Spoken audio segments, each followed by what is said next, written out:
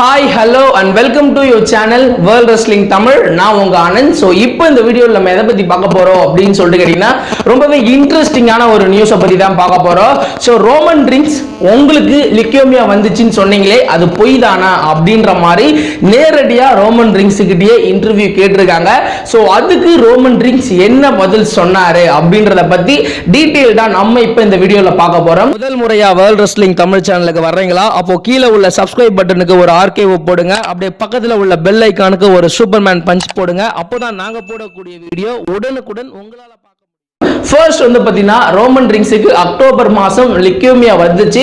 So வந்ததோட நிறைய fans வந்து பார்த்தீங்கன்னா ஷாக் ஆனாங்க. ஸோ ஷாக் ஆனதோட என்னோட யூனிவர்சல் சாம்பியனை நான் ரிலிங்குஷ் பண்ணிட்டு போறேன் அப்படின்ற மாதிரி ரோமன் ரிங்ஸ் சொல்லிட்டு WWE விட்டு வெளில போயிட்டாரு.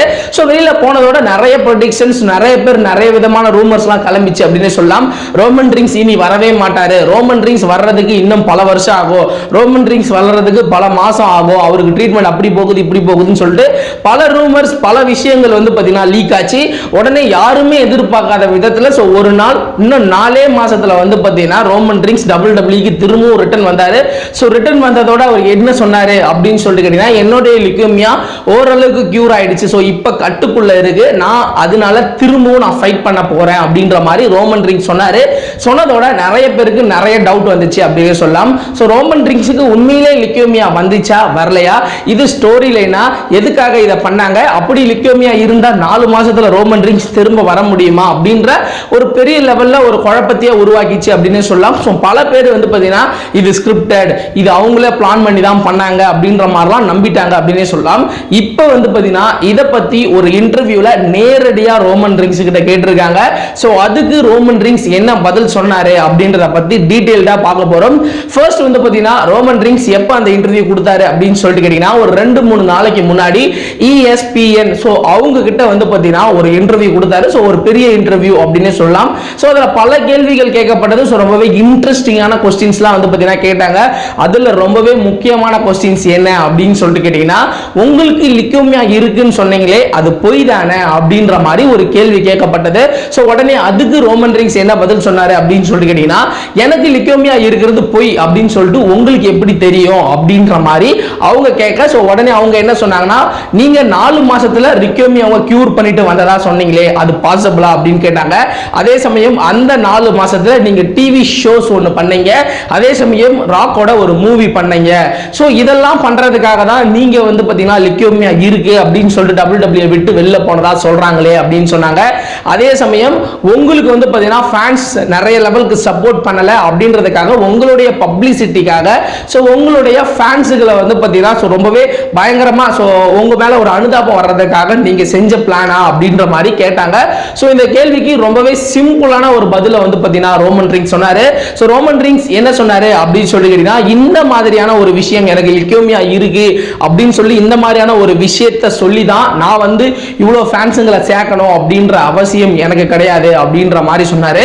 எனக்கு உண்மையிலே லிக்யோமியா இருந்துச்சு, 11 வருஷத்துக்கு அப்புறம் திரும்பவும் எனக்கு லிக்யோமியா வந்துச்சு, அது ஸ்டார்டிங் டைம்ல இருக்கும் போதே நான் அதை கியூர் பண்ணணும் அப்படின்னு நினைச்சு தான் உடனே நான் வந்து அதுக்கான ட்ரீட்மெண்ட் எடுக்க போனேன், அதனால தான் என்னுடைய யூனிவர்சல் சாம்பியனை ரிலிங்குஷ் பண்ணிட்டு நான் போனேன் அப்படின்ற மாதிரி சொன்னாரு. ஸோ எக்காரணத்தை கொண்டும் எந்த ஒரு பப்ளிசிட்டிக்காகவும் எதுக்காகவும் நான் இதை பண்ணல, ஸோ இப்படி பண்ணி தான் பப்ளிசிட்டி வாங்கணும் அப்படின்ற அவசியமும் எனக்கு இல்லை அப்படின்ற மாதிரி ரோமன் ரிங்ஸ் சொன்னாரு.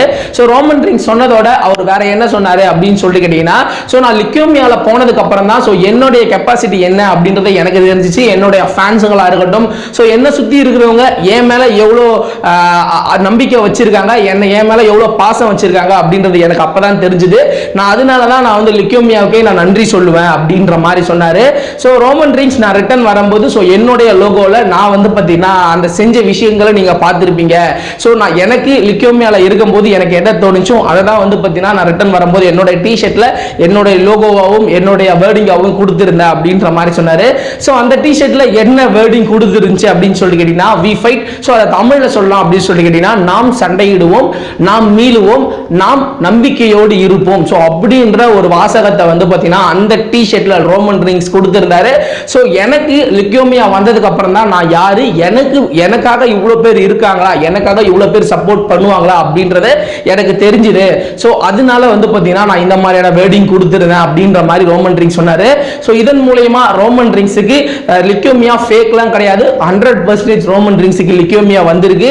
ஸோ இதை ரோமன் ரிங்ஸே அஃபிஷியலா சொல்லியிருக்காரு. ஸோ இதை பத்தி நீங்க என்ன நினைக்கிறீங்க? ஸோ பல பேர் ரோமன் ரிங்ஸுக்கு லியூகேமியா வரல, அது ஸ்கிரிப்டட் நினைச்சிருந்தீங்கன்னா ஸோ அதை போய் முழுக்க ரோமன் ரிங்ஸுக்கு லியூகேமியா வந்துச்சு. ஸோ அதை கியூர் பண்ணி அதை தாண்டி தான் ரோமன் ரிங்ஸ் இப்போ வந்து நம்மளை என்டர்டைன்மெண்ட் பண்ணிட்டு இருக்காரு. இதை பத்தி நீங்க என்ன நினைக்கிறீங்க? ஸோ ரோமன் ரிங்ஸோட டிஷர்ட்ல இருந்த அந்த வாசகத்தை பத்தி நீங்க என்ன நினைக்கிறீங்களோ அதை கீழே கமெண்ட் செக்ஷன்ல கமெண்ட் பண்ணுங்க. இந்த வீடியோ உங்களுக்கு பிடிச்சிருந்தா லைக் பண்ணுங்க, ஷேர் பண்ணுங்க, மறக்காம டிஸ்கிரிப்ஷன் நம்மளோட ஃபேஸ்புக், ட்விட்டர், இன்ஸ்டாகிராமோட பேஜ் இருக்கு, அதை கிளிக் பண்ணி ஃபாலோ பண்ணி வச்சுக்க. அடுத்த ஒரு நல்ல வீடியோல நான் உங்களை சந்திக்கிறேன்.